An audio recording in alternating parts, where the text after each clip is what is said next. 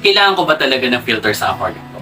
Well, para sa akin, personal opinion ko, much better kung meron kang filtration sa aquarium mo. Bakit? Unang-una syempre is para filterin yung dumi na nakikita mo at yung dumi na hindi mo nakikita. So, yung dumi na nakikita mo, filterin ng foam yun dun sa filter. At yung dumi na hindi mo nakikita is hanggat maaari meron kang filter media dun sa filter mo para dun titira yung mga beneficial bacteria na magko-convert dun sa mga dumi na hindi mo nakikita into much safer substance, which is nitrate. Ngayon, pangalawang dahilan naman kung bakit much better merong filter is para magkaroon ng water movement.